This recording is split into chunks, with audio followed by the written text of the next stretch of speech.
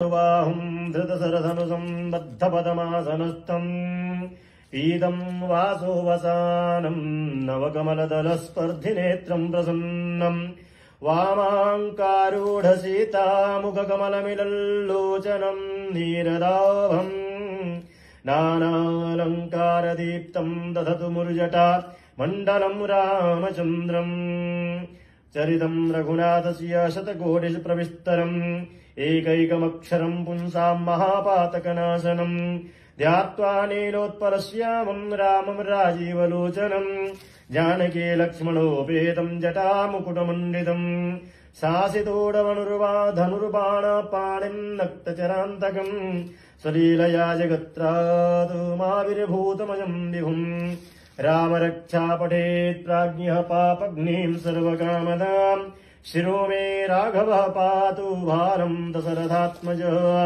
कौसल्येयो दृशो पातु विश्वामित्रप्रियः श्रुते घ्राणम् पातु मखत्रादामुखम् सौमित्रिवत्सलः जिह्वाम् विद्यानिधे पातु कण्ठम् भरतवन्दितः स्कन्धो दिव्यायुधः पातु भुजौ भग्नेशकारमुकः करौ सीतापतिः पातु हृदयम् जामदन्यजित् मध्यम् पातु करध्वम् सेनाभिम् जाम्बवदाश्रयः सुग्रीवे सह कटे पातु शक्थेने हनुमत्प्रभुः ऊरू रघुत्तमः पातु रक्षः कुलविनाशकृतः जानुने सेतुकृत पातु जङ्घे दशमुखान्तकः पादौ विभीषणस्त्रेदः पातु रामोऽखिलम् वपुः एताम् रामवलोपेताम् रक्षाम् यः सुकृते पठेत् स चिरायुः सुखे पुत्रे विजये विनये भवेत् पातालभूतलव्योमचारिणश्छद्मचारिणः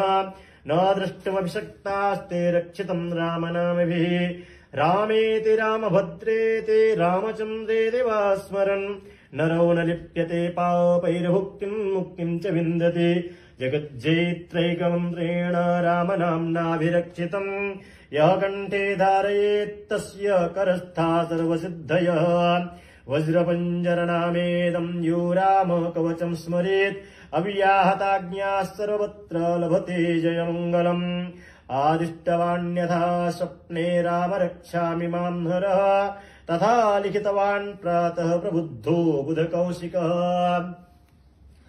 आरामः कल्पवृक्षाणाम् विरामः सकलापदाम् अभिरामस्त्रिलोकानाम् रामः श्रीमान् सनप्रभुः तरुणौ रूपसम्पन्नौ सुकुमारौ महाबलौ पुण्डरीकविशालाक्षौ चीरकृष्णाजिनाम्बरौ फलमूलाशिनौ दान्तौ तापसौ ब्रह्मचारिणौ पुत्रौ दशरथस्येतौ भ्रातरौ रामलक्ष्मणौ शरण्यौ सर्वसत्त्वानाम् श्रेष्ठौ सर्वधनुस्मताम् रक्षः कुलनिहन्तारौ त्रायेताम् नो रघुत्तमौ आत्तसज्जधनुषा विशुस्पृशा वक्षया सुगनिसङ्गसङ्गिनौ रक्षणाय मम रामलक्ष्मणा वग्रतः पथि सदैव गच्छताम् सन्नद्ध कवचे खड्गे चापबाणधरो युवा गच्छन्मनोरथान्नश्च रामः पातु स लक्ष्मणः रामो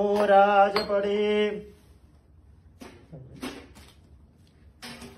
रामो राजमणे रामो दाशरथे शूरो लक्ष्मणानुचरो बले काकुत्स्थः पुरुषपूर्णः कौसल्येयो रघुत्तमः वेदान्तवेद्यो यज्ञेशः पुराणपुरुषोत्तमः जानकी वल्लभः श्रीमान् सप्रमेय पराक्रमः इत्येतानि जपन्नित्यम् मदभक्तः श्रद्धयान्वितः अश्वमेधाधिकम् पुण्यम् सम्प्राप्नोति न संशयः रामम् दुर्वादलश्यामम् पदमाक्षम् पीतवाससम् स्तुवन्ति नामभिर्दिव्यैर्न ते संसारिणो नराः रामम् लक्ष्मणपूर्वजम् रघुवरम् सीतापतिम् सुन्दरम् काकुत्स्थम् करुणार्णवम् गुणनिधिम् निप्रप्रियम् धार्मिकम्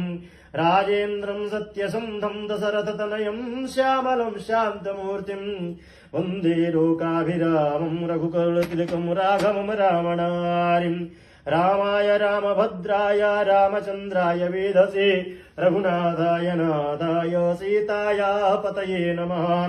श्रीराम राम रघुनन्दन राम राम श्रीराम राम भरताग्रज राम राम श्रीराम राम रणकर्कश राम राम श्रीराम राम शरणं भव राम राम श्रीरामचन्द्र चरणौ मनसा स्मरामि श्रीरामचन्द्र चरणौ वचसा गृह्णामि श्रीरामचन्द्र चरणौ शिरसा नमामि श्रीरामचन्द्र चरणौ शरणं प्रपद्ये। माता रामो मत्पिता रामचन्द्रः स्वामी रामो मत्सखा रामचन्द्रः सर्वस्वं मे रामचन्द्रो दयालुः। नान्यं जाने नैव जाने न जाने दक्षिणे लक्ष्मणो यस्य वामे च जनकात्मजा पुरतो मारुतिर्यस्य तं वन्दे रघुनन्दनम्।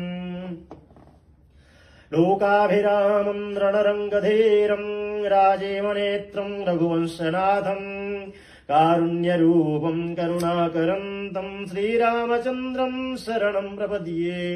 मनोजवं मारुततुल्यवेगं जितेन्द्रियं बुद्धिमतां वरेष्यं वातात्मजं वानरयूथमुख्यं श्रीरामदूतं शरणं प्रपद्ये। पूजन्तं राम रामेति मधुरं मधुराक्षरम् आरुह्य कविता शाखां वन्दे वाल्मीकिकोकिलम्। आपदामपहर्तारं दातारं सर्वसम्पदां लोकाभिरामं श्रीरामं भूयो भूयो नमाम्यहम्। वर्जनं भवबीजाना वर्जनं सुखसम्पदां तर्जनं यमदूतानां राम रामेति गर्जनम्। रामो राजमणिः सदा विजयते रामं रमेशं भजे रामेण निहताभिसाचरचमु रामाय तस्मै नमः। रामान्नास्ति परायणं परतरं रामस्य दासोऽस्म्यहम्। रामे चित्तलयः सदा भवतु मे। ओ राम मामुद्धर राम रामेति रामेति रमे रामे मनोरमे सहस्रनाम तत्तुल्यं राम नाम वरानने श्रीराम नाम वरानने। लक्ष्मण सहित श्री